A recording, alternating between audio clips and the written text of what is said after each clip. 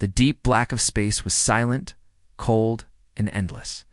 Stars blinked like ancient eyes, watching the galaxy breathe slowly.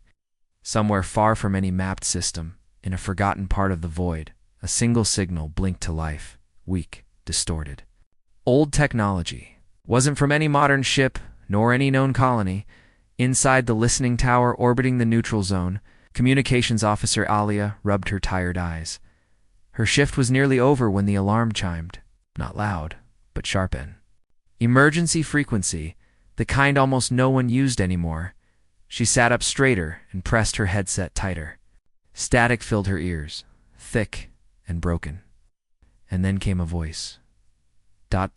Please. We need help. They're in the walls. Actors. Anyone, please. Alia's blood ran cold. The voice was human. A woman maybe in her 30s, soft, trembling. Full of fear, but the frequency was from a sector marked dead for over 100 years. She tapped into the AI log. Origin, System E97 Karn, status, declared lost -117 years ago. Colonial status, abandoned. Life signs, unknown. That system was supposed to be dust. Nothing lived there. No ships passed near it anymore. But the signal repeated again, clearer.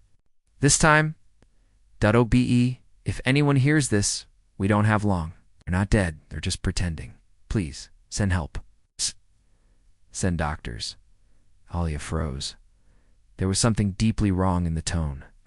Not just fear, something else. Something broken. Within 10 minutes, the signal had been sent up the chain. Within 30, the Galactic Allied Council was in emergency session. By the hour mark, the video of the SOS had gone viral across the net. The council debated endlessly. The signal was real but ancient. Could be a trap. Could be leftover programming. Could be nothing. The system was declared infected in the old war archives, back when biothreats were still a thing. No one wanted to get near it. On screen, the message played again, the woman's face glitching behind static. Blood on her cheek. Eyes wide, a child's cry in the background. Double quotes, please. They're using our bodies. Silence followed the broadcast in the council chamber. Then a voice, cold and sharp, cut through. If they asked for doctors, said General Kale of Earth. Then, I'm sending warships.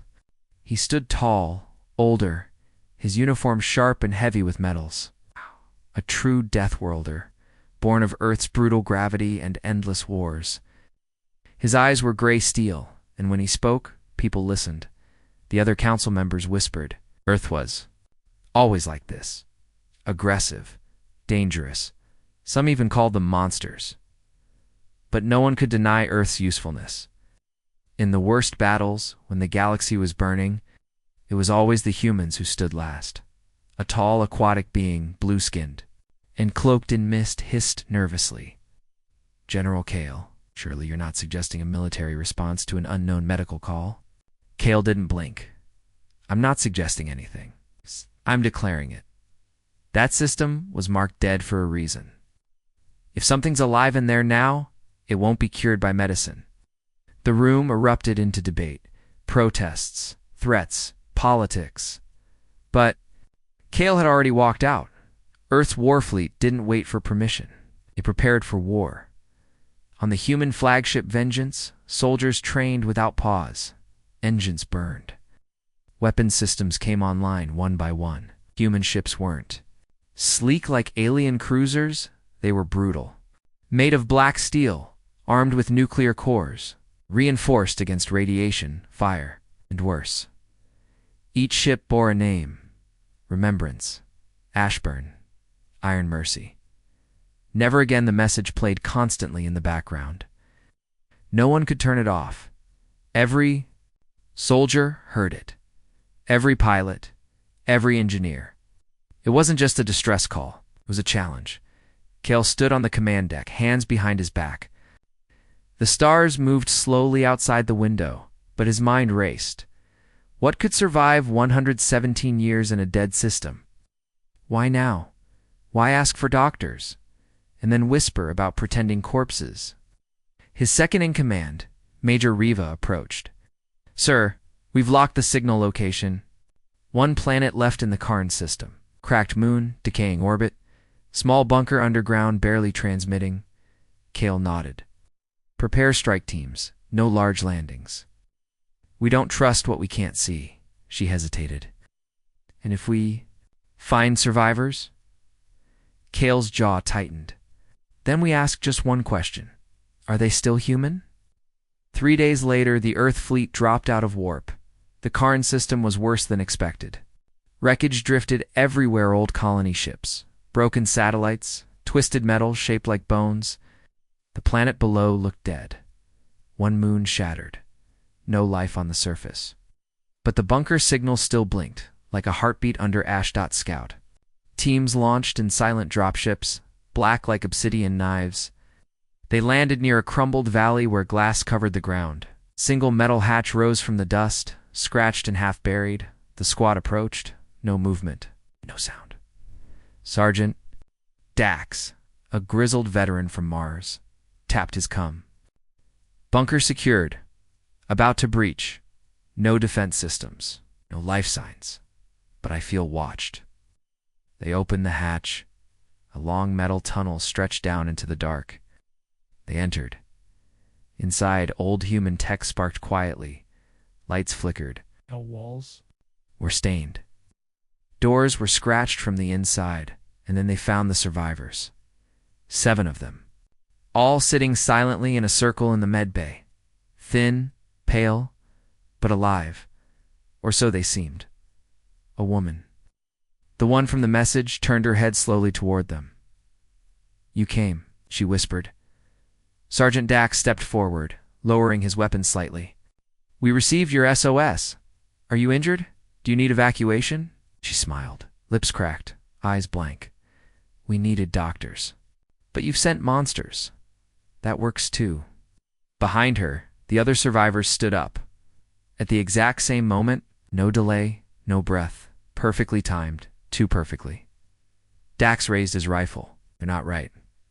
The woman's skin twitched. For a second, like something underneath was wearing it like a mask. Then the lights exploded. Screams echoed. The feed went dead. Back on the Vengeance, Kale stared at the blank screen. Red alarms blinked across his console. Squad was gone. He turned to Riva. "We're not sending doctors," he said. "We're burning that place to the ground." On a quiet moon base orbiting Earth, a young alien translator watched the footage. "Replay in horror," his teacher asked. "Do you know what those things were?" The boy nodded slowly. "The architects. It's from the old war. But they were wiped out." "No," the boy whispered. "They just stopped feeding." The teacher's eyes widened. "And now?" she asked. The boy looked up at her, voice cold. "They're hungry again." In the cold dark of the warship Vengeance, silence hung like a storm waiting to break. Every soldier aboard had seen the feed from Karn. The images played again and again in their heads, the woman smiling with dead eyes, the synchronized movements, the skin that didn't fit right, and the scream before the signal went dead. Now they all knew. This wasn't a rescue mission. This wasn't medicine or aid. This was war. And it wasn't against aliens or machines. It was against something far worse, something old, something that could wear your face like a coat. But the humans weren't. Afraid, because they were Deathworlders, Earth was a planet unlike any other in the galaxy. Where other worlds grew flowers, Earth grew venom. Where other planets were peaceful, Earth was chaos. Hurricanes tore cities apart. Earthquakes broke continents. Wildfires raged. Predators hunted in the dark with teeth, claws, and poison. Even the air could kill you if you climbed too high or fell too deep. To survive there meant something special. It meant being clever, fast, brutal. It meant learning to adapt, to change, to evolve with pain. To the rest of the galaxy, humans were dangerous, unpredictable, too emotional, too violent, too loyal. They cried at sunsets and bombed planets in the same breath. They loved too deeply, fought too hard, forgave too slowly. No alien species could understand them, but they feared them. And when the worst threats in the galaxy needed to be wiped out, when diplomacy failed, when logic and rules no longer worked there, it was only one name the Council called Earth inside the war room. General Kale stood before a massive screen. Behind him, his officers watched quietly. On the display floated a hologram of the system Karn. A red circle pulsed around the bunker. Sight, Kale pointed. They're still alive. Not the squad we lost them, but they are. And if the architects are back, this isn't a local infection. This is the start of a spread. His voice was low and even, but his eyes were burning. Major Riva leaned forward. The Council won't approve a full burn. They're still debating if the signal was real. Kale didn't look at her, then will act before they finish talking. He tapped the screen again. This isn't just about Karn. The architects don't just kill. They build inside bodies. They grow hives, colonies. Once you see one, you're already too late. Lieutenant Gallo, the youngest on the team, asked the question no one else wanted to speak. How do we fight something that wears human faces? Kale turned. We fight like only Deathworlders can, with fire, with noise, with rage. He stepped forward. We clear that bunker, burn everything. No diplomacy, no waiting, no survivors. The room nodded. Not because they agreed, but because they trusted him. Kale had led them through 3 wars. He'd survived things that had broken others. Rumors said he once walked through a battlefield carrying his dying brother and 2 children, plasma wounds in both legs. No one questioned. A man like that, back on Earth. News spread faster than truth. People whispered of monsters in human skin. Conspiracy streams exploded. Old footage of the biowars was replayed. Families locked their doors. Governments began scanning citizens for architect residue, even though no one knew what that meant. But the people who were truly afraid were not the humans. They were the aliens living among them in the great city of Terra Nova. Built in Earth's orbit, a young fallacy diplomat named Eric walked through the embassy hall with shaking hands. His species came from a water world calm, peaceful, artistic. They didn't understand war, and they especially didn't understand Earth. Arik paused by a viewing screen, where a human video was playing. It showed old war footage soldiers in fireproof suits, walking through chemical storms, dragging civilians behind them while shooting into shadowy tunnels. Screams echoed. The soldiers didn't flinch. One of them had no helmet. His face was burned, eyes red, but he still held a machine gun in one hand and a crying child in the other. Arik's advisor approached. You're watching the Deathworlders? Again, I want to understand them, Arik said. But the more I watch, the less human they seem. The advisor shook his head. That's where you're wrong. It's the opposite. They're too human. That's what makes them terrifying. Above Earth, in the massive orbital shipyard, preparations were underway. Human engineers worked day and night. Ships were fueled. Drones were armed. Ammunition packed in silence. These weren't clean, pretty ships like the other species built. These were armored beasts, black with burn marks from past wars. Some still had old names scratched into the sides by the crews who died in them. One ship was called Hell's Mercy. Another was just a number. 117. The number of years since the Karn system went dark. On deck, Sergeant Dax's brother, Corporal Aaron, trained with his squad. He hadn't spoken much since the bunker feed went dark. His jaw was tight, his fists always clenched. They all knew what it meant to lose someone, but to lose them like that to silence, to the unknown, did something to a man. One of the squad mates, a young woman named Tessa, tried to speak. We'll find them. Maybe Dax is alive. Aaron didn't answer. He just loaded another magazine. In a hidden chamber far from the others, Kale met with a single person, Dr. Morgan Cade, the last living biowarfare scientist from the original Architect War. She was older than anyone remembered, her skin pale, her hands shaking, but her mind was sharp. Kale asked one question. If they're back, can we stop them? Dr. Cade looked up, her eyes hollow. No, she said. You can't stop them. Kale frowned. Then why did you agree to help? Because, she said slowly, while you can't stop them, you can erase everything they touch, and that's the only way to win. Cale nodded once. That's all he needed to hear. Across the fleet, every human soldier received one final message from command. A short audio file. You were born from fire, raised on storms, forged in chaos. The enemy wears the faces of our dead. They think it will make us hesitate. They are wrong. We are the Deathworlders. We don't hesitate. We finish what others fear to begin. Burn the hives. No mercy, no prisoners, no mistakes. The file ended with a single word, confirmed. Out in the stars, near the broken edge of the Karn system, an old listening post came online again. It was ancient. From a forgotten war, its sensors blinked once, twice, then locked onto movement. Dozens of small objects, spreading from the crater planet like spores on the wind, quiet, almost invisible, heading toward the nearest colonies. The architects were moving, but so were the Deathworlders, and this time, the galaxy would not look away. The Vengeance dropped out of warp like a beast breathing fire into the void. Its massive engines roared, even in the silence of space, shaking nearby wreckage as it entered the Karn system. Behind it, 6 more Earth warships followed, forming. A dark spear pointed at a long-forgotten planet. Everything was dead. The system looked like a graveyard. Shattered moons, burnt planets, black clouds of metal and dust floating endlessly. Wreckage drifted everywhere. Some pieces were still marked with old Earth colony numbers from over a century ago. But even in this graveyard, something pulsed. Signal, a heartbeat. The same weak SOS from before. Echoing from beneath the surface of Karn IV, the last remaining rock that barely passed for a planet.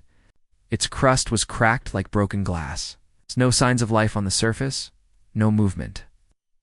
But the signal came from deep underground, steady and waiting, inside the command deck of the Vengeance.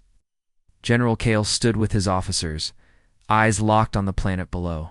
His voice cut through the still air. Scan for bunkers. Energy readings?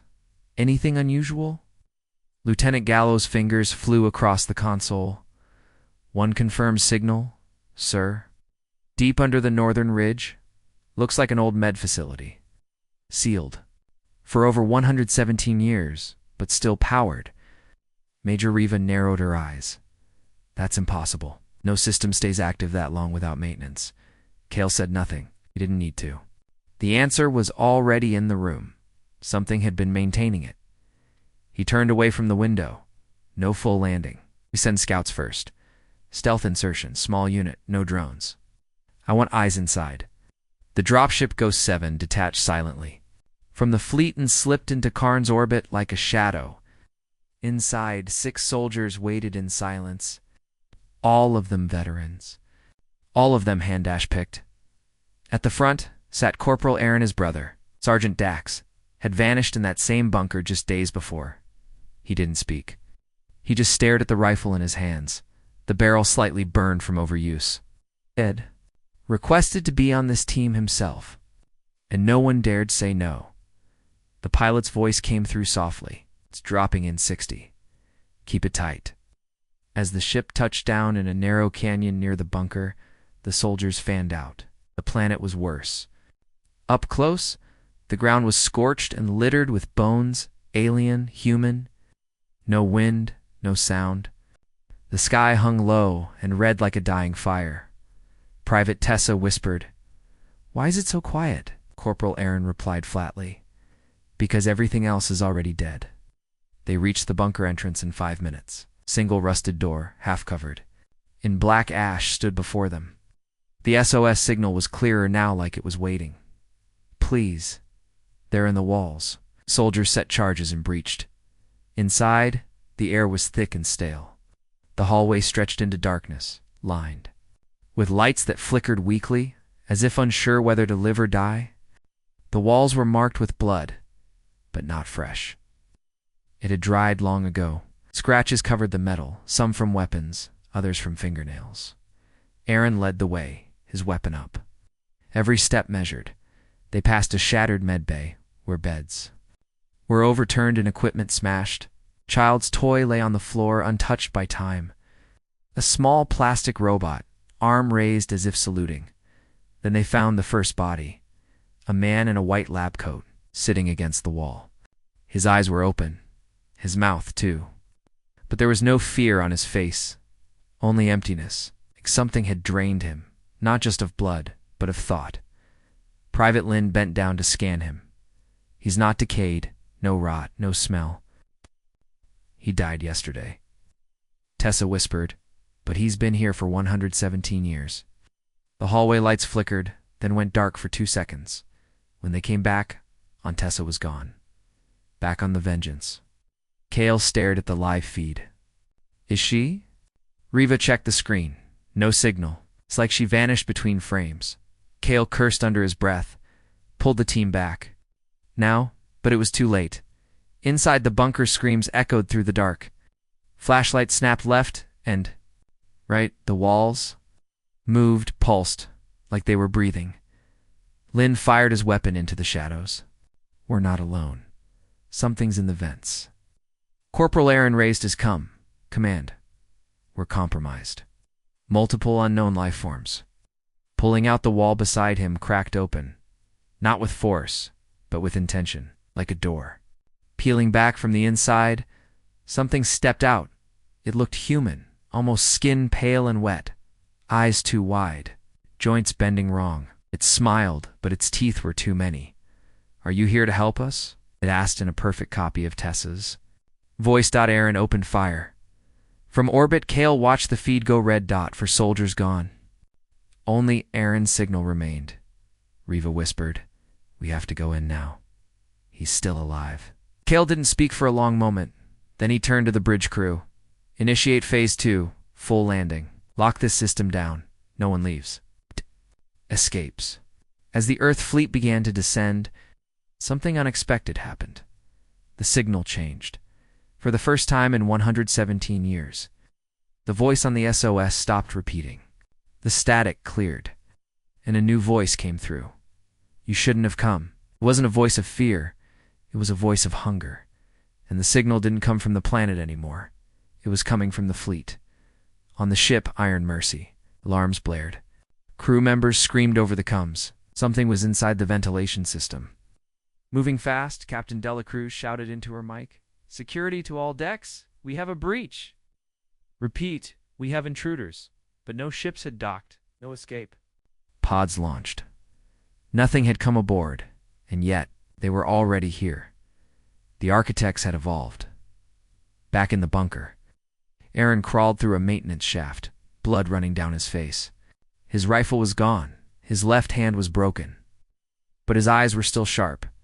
He reached a control panel deep in the wall and activated his emergency beacon. Kale, if you hear this, you're not stuck here. They're growing inside us. Inside our ships. This isn't a bunker anymore, it's a hive.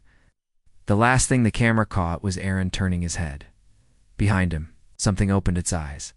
They were Dax's eyes. But Dax had been dead for days. The Vengeance shuddered as the first attack hit its hole. Kale gripped the rail. Burn the planet. Now. But sir, Riva protested, Aaron is still down there. Kale didn't flinch. He knew what this was. So do we. He opened a channel to the fleet.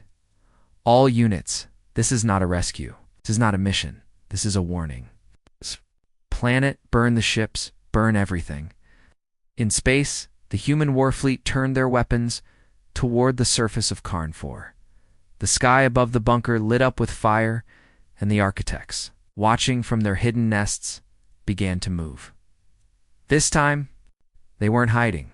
They were spreading. The firestorm over Karn 4 lit up the sky like a second sun.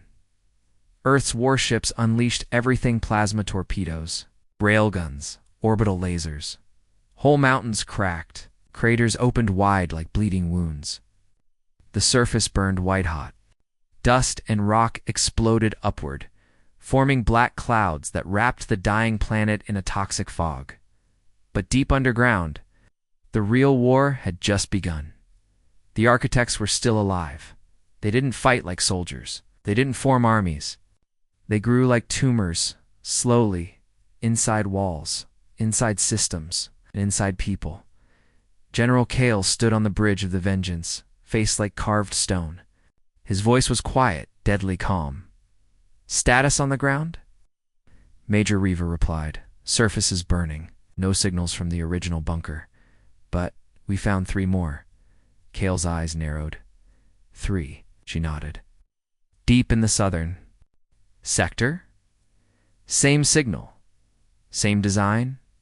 Same temperature signature." Kale didn't curse. He didn't shout. He just said, "They've built hives." On the ground, fire teams dropped into the smog, one by one, black-armored soldiers in heat-proof suits, flame units on their backs, and auto-sentinels guarding their flanks. They were called burn squads, trained not to fight, but to clean, to erase. Sergeant Voss led one of them.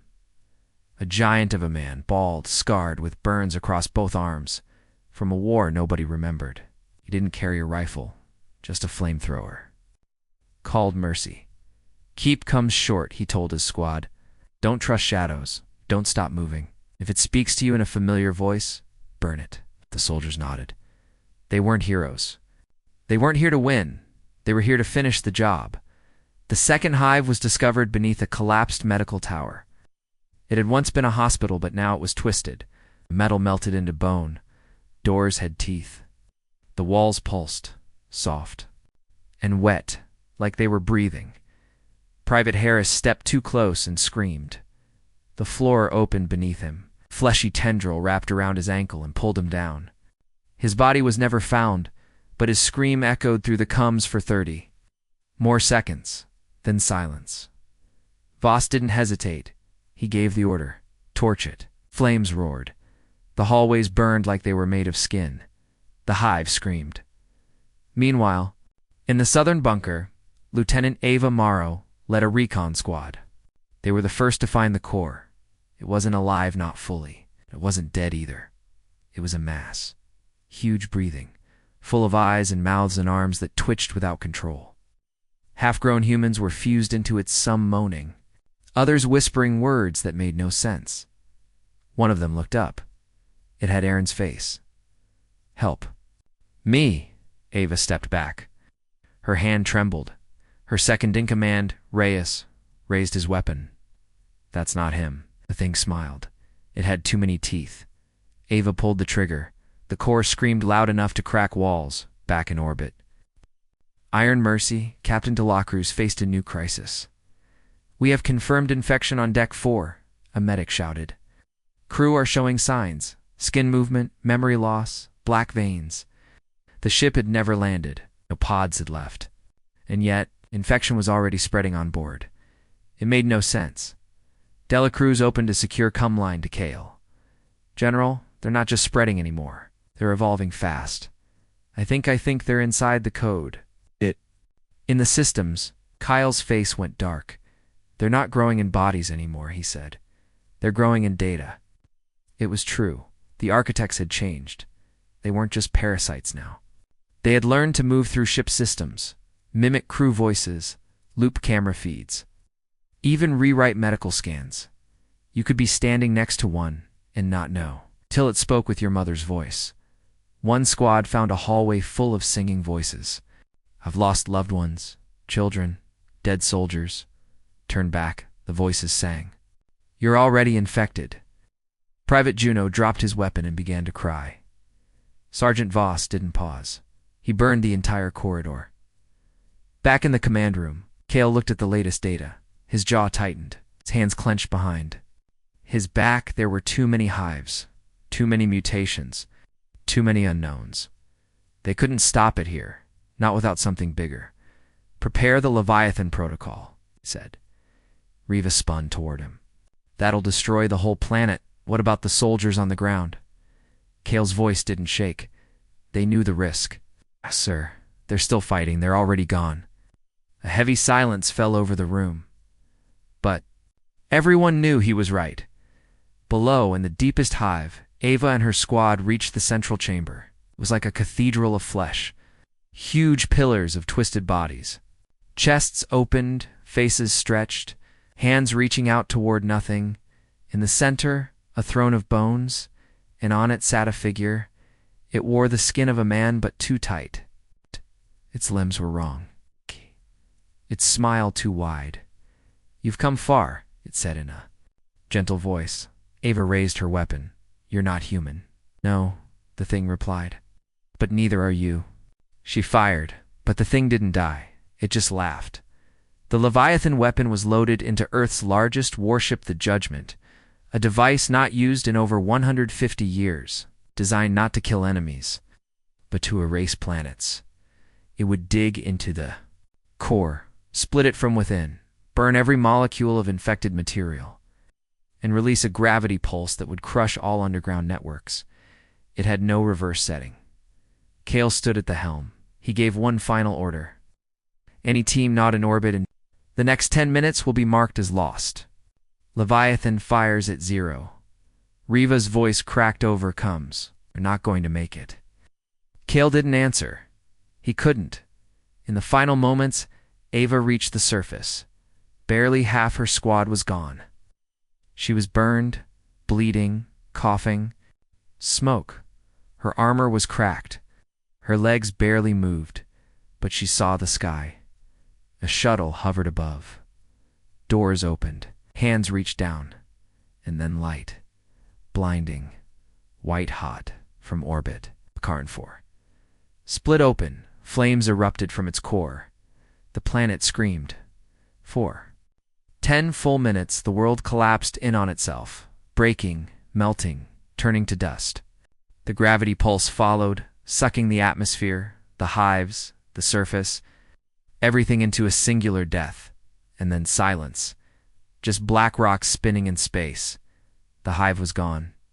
But the war was not over, because while the planet burned, the lower decks of Iron Mercy, in a quiet corner, a single crew member walked alone.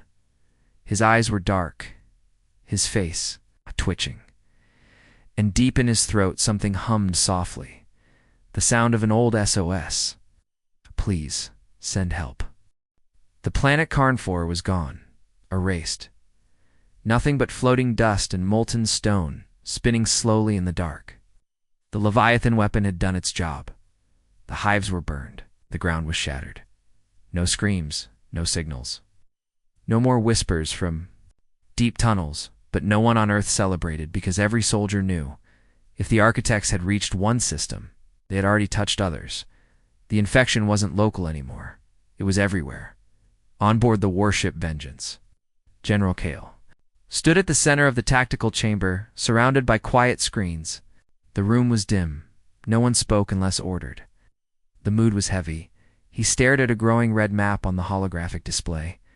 Multiple systems blinked yellow, then red. Signals, disappearances, strange reports, medical anomalies, ships with missing. Cruised on in each report, the same thing appeared. The SOS message. Over and over again, "Please, send help." Kale turned to the room. It's no longer a mission. This is a war. Not just for Earth. Not just for humans. This is for the galaxy. No one blinked. No one argued. Kale continued. And we're the only ones built for it. To fight monsters that grew in silence, adapted through skin and signal. Earth had to do what Earth always did best. Adapt faster. Strike harder. Survive smarter. It was time for Deathworld tactics. First came the Purifier squads. Small units. 3 to 5 soldiers, no AI, no drones, all manual gear. Their suits were covered with personal symbols, bones, flames, old names, reminders of who they were and what they'd lost. They dropped onto infected zones without warning. They moved fast, burned everything, and left before infection could take root. Each squad was implanted with toxin capsules, just in case. No one complained. Deathworlders didn't fear death. They feared becoming something else. Second came Signal. Killers. Not soldiers, but hackers, technopaths, and warcoders. The architects had evolved. They could infect systems now, not just flesh. They mimicked voices, looped footage, even controlled lights and sound to create confusion. So Earth deployed. Human minds trained on chaos. Fast, illogical thinkers. People who could see patterns in madness. They created virus walls, pulse resets, dead code zones. Any signal that didn't match human behavior, gone, even if it came from a real survivor. Kale approved the rule himself. If it cries for help, and it's not verified, erase it.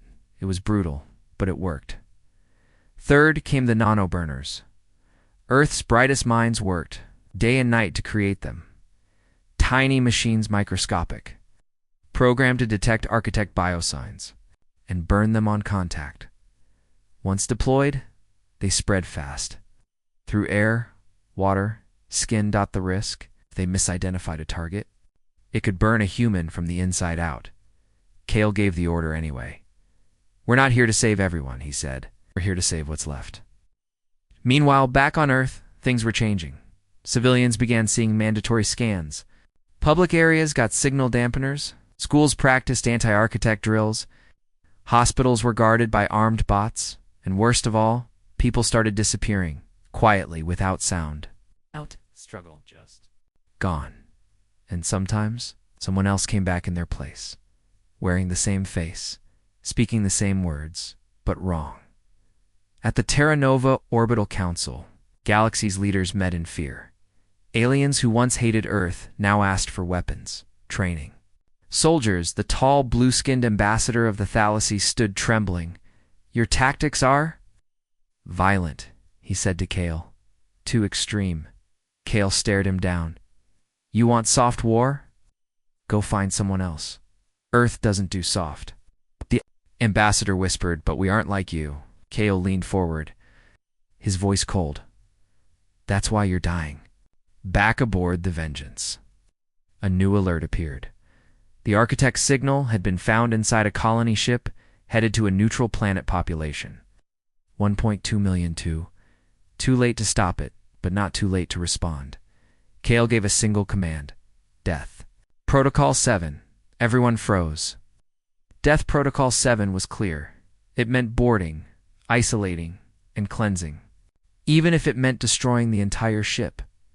A purifier team was sent in. 5 soldiers, suits sealed, weapons hot. The moment they entered, they knew. The ship was lost. Lights flickered. Bodies lined the halls. Some were twitching, not dead. Not alive, one soldier whispered. "We're too late." The team leader replied, "We're never too late. We're Earthborn." They didn't retreat. They split up, room by room, burning on the lower deck.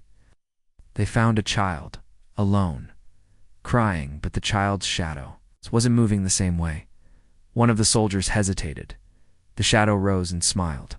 The soldier didn't even scream. He just pulled the trigger. When the team returned, only 2 were alive. One of them carried a black box, the ship's core AI, locked in emergency mode. Kale examined the files. The final message from the colony ship captain played. "I tried. I locked the doors. I burned the sick. I even turned the air off. But they were already inside. They looked like us, spoke like us. I couldn't tell the difference. Forgive me for what I did. I just didn't want to be alone." They said I didn't have to be alone anymore. Kale turned off the screen. He looked around at his team. "From this point on," he said, "we change everything." He pulled up the new war board. New training. New rules. No one goes anywhere alone. No signals answered unless verified by 3. Separate sources. No unshielded ships allowed in Earth orbit. And above all, no mercy for the infected in the darkness of space. Earth's new fleet grew, not clean, not shiny, but terrifying. Covered in burn marks, acid seals, and ancient Earth symbols: wolves, skulls, burning suns. Other species called them monsters. Humans didn't mind because monsters were the only thing left to fight monsters and win. The galaxy's last hope lay dying. It wasn't prayers or peace that came to the rescue. It was Deathworlders. But deep in the black void, something stirred. A whisper in old code, a face growing in static, a signal playing softly. "Please, send help." And this time was Earth's voice. From orbit to ocean floors, the home of humanity buzzed with fear, fire, and war readiness. Giant screens lit up cities with warning signals, drones hovered over streets, signal jammers screamed into the sky every 30 seconds. What once was a world full of life, laughter, and dreams now lived in shadow, because Earth wasn't just the heart of humanity. Anymore, it was the last firewall between the galaxy and extinction, and it was breaking in the war bunker below Geneva Core. General Kale sat alone at the edge of the map table. Red warnings blinked across every continent. Hive markers, signal infections, civilian disappearances. Even deep-sea cables now carried the infected code. Earth had held strong for months. But the architects had found a new strategy. They weren't trying to burn Earth. They were trying to replace it, piece by piece. Person by person, data by data. Major Riva entered the chamber, her face pale. We've lost contact with Berlin. Their power grid shut down 2 hours ago. Last message was a choir singing in multiple languages. Kale's jaw tightened. Survivors. She shook her head. None confirmed. No response. No life scans. He stood slowly. Pull every family. Out of Europe. Seal the borders. Any unknown movement target on site. Riva hesitated.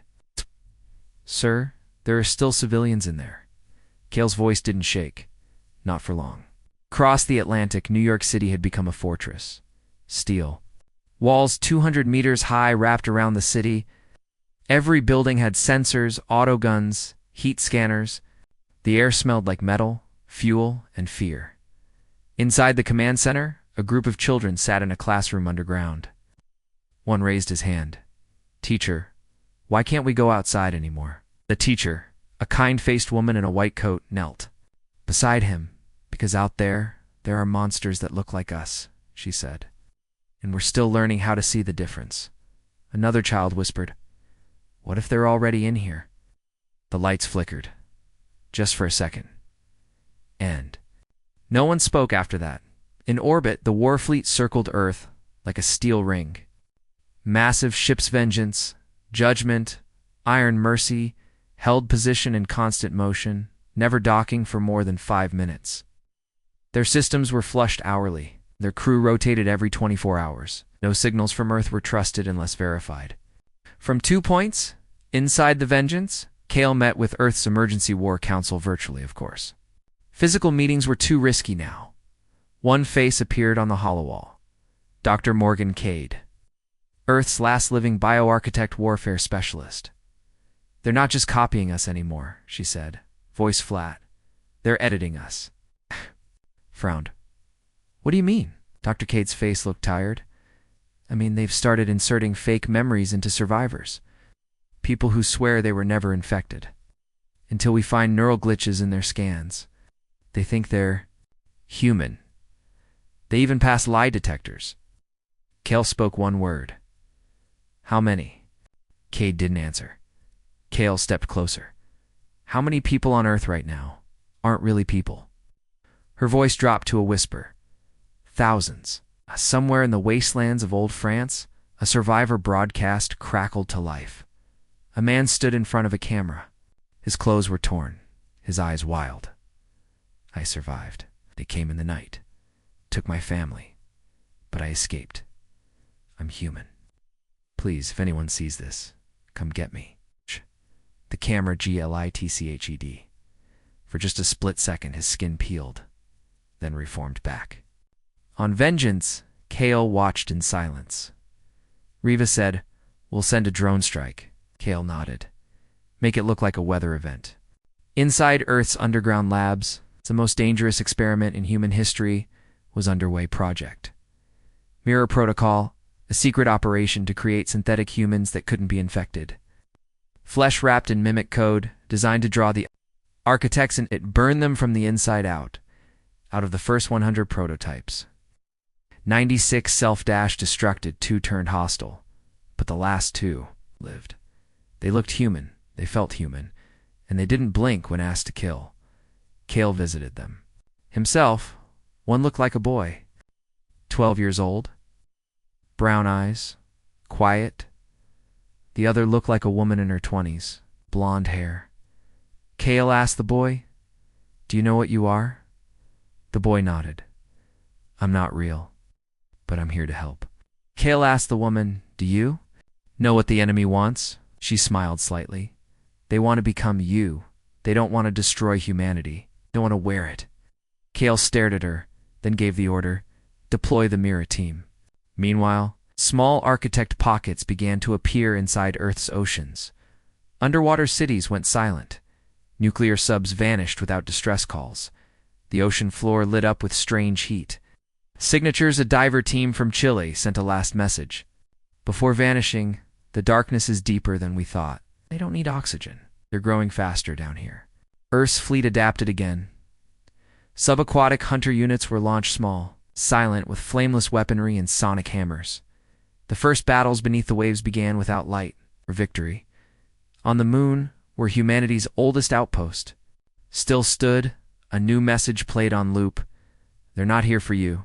They're here for your children." Ow. No one could trace the origin, no. One admitted to uploading it, but it played every 47 minutes. Exactly Earth was holding, but just.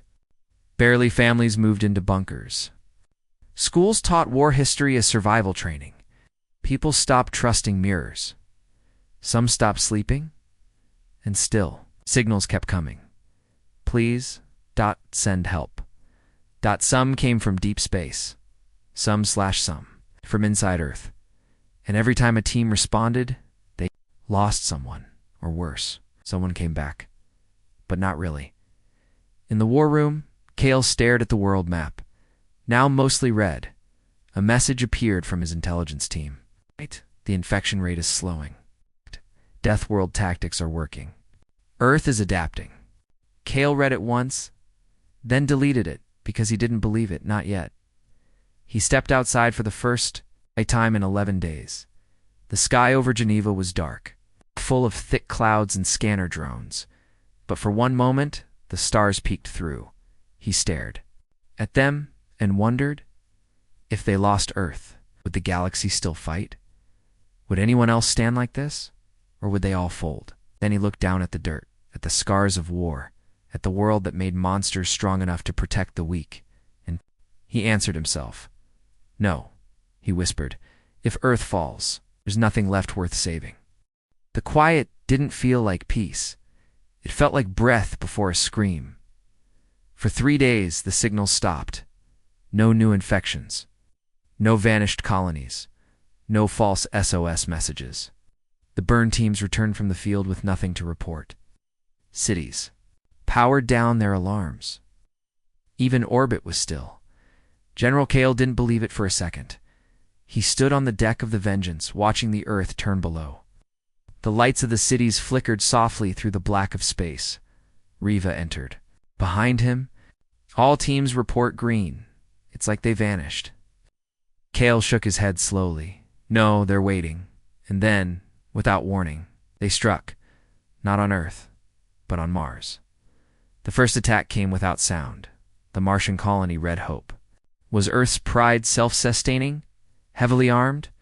With a population of 50,000, it had been sealed since the Architect War began. No visitors, shuttles. No contact with infected systems, but someone or something got inside. The feed from Red Hope came in the form of a blurry recording. A hallway, bright lights, people running. Then something stepped into frame. It wore a colonist's body, but its eyes were glowing, its mouth stretching too wide, and its arms too long. It walked slowly, calmly, like it already owned the place. Then, the feed died. Kale called an emergency war council. Earth's best minds, military, cyber, biology. Even off-world captains linked in. Riva laid out the facts. Mars had no contact. No breach, nothing. Which means they found a new way in, Kale finished. Dr. Morgan Cade spoke next. They've changed again, faster than before. We believe they've jumped from code and skin to light itself. Silence followed. Then, Riva said what no one wanted to believe. They're using data waves, frequencies, maybe even memories. Kale didn't blink. Meaning if you see them, if you hear them, you're already infected. A cold silence fell over the room. Kale made the only call he could. Martian Protocol 7. I meant one thing. Total blackout. Mars would be cut off. All communication jammed. No rescue. No orbit. No travel. Until further notice. Mars no longer existed, but the architects weren't finished. While Earth's attention turned to Mars, they struck again, this time from inside, in the middle of the Pacific. A deep-sea outpost Poseidon relay broadcasted a single message. You burned Karn, but we remember the fire. We learned from it. Now, so will you. Seconds. Later, Poseidon exploded. A shockwave rocked coastlines across half the planet. Tidal surges, power failures, underwater cables fried. 3 orbital satellites blinked offline, and then whispers returned. This time, they didn't pretend to ask for help. This time, they promised something worse. We are not here to kill you. We are here to live through you. It too, where your voice, your face, your thoughts, to become you. Kale stared at the red-streaked screen in the war room. Status, he asked calmly. Riva's voice shook. We're tracking 17 hive signals, simultaneous activation. All different locations. Antarctica, upper orbit, even Luna 3 station. They've been hiding inside us the whole time, Kale said, waiting to rise together. She looked at him. How do we fight that? Kale replied, without hesitation. With everything. The Deathworlders launched their counter. Burn squads deployed from every major city. Mirror protocols activated worldwide synthetic humans embedded among the real population. Acting as walking traps for architect signals, the sky above Earth lit up with ships launching and returning. Weapons that had never been used were unlocked. Sonic towers powered up and still. People vanished. Signals twisted. Voices called out from dark corners of the network. Children reported dreams of family members who had died years ago. Standing at their beds, one school in Canada was emptied overnight. 30 students gone. No doors broken. No footage lost. Just one message carved into a desk. We're learning how to be human. On board the orbital station Haven, Captain Dela Cruz discovered something far worse. A crew member had collapsed during a routine systems sweep. His body was clean. His brain was fine. But his memories were not his own. Inside his mind were images of other people, other lives, whole stories, names no one recognized. The architects had stopped just mimicking humans. Now, they were writing new ones, creating perfect copies of people who had never lived, back on Earth. Kale met with the head of Earth Command's Black Project Division. She placed a silver cube on the table. This is Project Echo, Kale frowned. Another weapon. She said, a trap. She pressed a button. The cube opened. Inside was a device designed to capture, architect frequency signatures, and reflect them back a perfect mirror, instead of killing them. She said we let them infect this, a box that feels human, talks human. Then we close it. Kale stared at it. What happens if they break out? Scientist looked up, serious. Then Earth falls in 6 days. Kale nodded once. Deploy Echo. At the same time, mirror protocol units began to activate around the globe. One of them, a synthetic girl named Ellen, walked calmly into a known hive zone in what used to be Nairobi. She stopped at the heart of it. A giant shape stepped out of the flesh wall. It looked just like her. Same eyes, same voice. Ellen tilted her head. Do you think you're me? The architect spoke with her voice. We are better. Ellen smiled. I agree. Then detonated a pulse charge from inside her chest. The explosion erased 10 square miles of infection, back in space. The orbital AI Archangel detected something. Horrifying, the architect's signal was not just spreading anymore. It was calling something from deep space. Beyond mapped systems, Something massive, alive, ancient. The AI's last words before going offline. Signal not expanding, it's receiving. Something is coming. General Kale stood before the Earth Defense Command. This is no longer a battle. For one world, he said, they are rewriting existence, changing what it means to be human. He turned to the war map. We either end them here, or they begin everywhere. Riva stepped beside him. We have one shot. We trap the architect code. Collapse it. Cut the signal. Kale nodded. And if we fail? Riva stared at the earth below. Then the next time someone answers an SOS, won't be us. In the final hours of the war, Earth was a fortress, wrapped in flames. The skies were thick with black clouds from orbiting wreckage. The oceans boiled in places. Underground bunkers pulsed with emergency lights. Whole cities had vanished into silence, either consumed or evacuated. The architect's signal was now everywhere, in the data, in the airwaves. Even inside people. Earth had pushed back with everything mirror protocols. Burn squads, sonic towers, AI traps. They slowed the enemy, killed thousands of hives, but they hadn't stopped them. And now, the architects were sending something bigger, something ancient, something that answered their call. General Kale stood at the edge of Earth's last global. Command Center Bastion 1. Buried deep beneath the Rocky Mountains. The war map was no longer red. It was black. No more signals. No more survivors. Just a pulse. A single, massive energy signature moving toward Earth from deep space. ETA. Kale asked. Riva replied, 3 hours. It's not just a ship. It's a life form. Planet-sized. Fully infected. It's hollow inside. Kale stared at the monitor. The shape was growing. A dark world drifting slowly toward Earth-like death. Itself in orbit, the fleet waited. Only 23 ships remained. The rest were gone. The warship Vengeance sat at the center guard, low on power, but still burning. Captain Dela Cruz opened a secure line to Kale. If this thing gets through, she said, Earth won't survive. This is bigger than we've ever seen. Kale nodded. That's why we're not letting it get through. He looked across the room. Ready, Project Echo? Project Echo, the galaxy's last gamble. A trap created from human memory, coded emotion, and synthetic DNA. A mirrored intelligence that could attract architect infection and hold it. Not fight it, not kill it, but contain it forever. But there was one problem. It needed a host, a human mind. Willing to go in with it and never come back. Kale stepped into the final chamber, where the Echo Core was kept in cryostasis. The synthetic shell glowed with quiet light. Around it, engineers whispered final checks. Scientists cried softly. At the center stood Sergeant Aaron. Somehow he had survived Carn-4, rescued weeks ago by a mere team. He had been quarantined, tested, scanned every hour.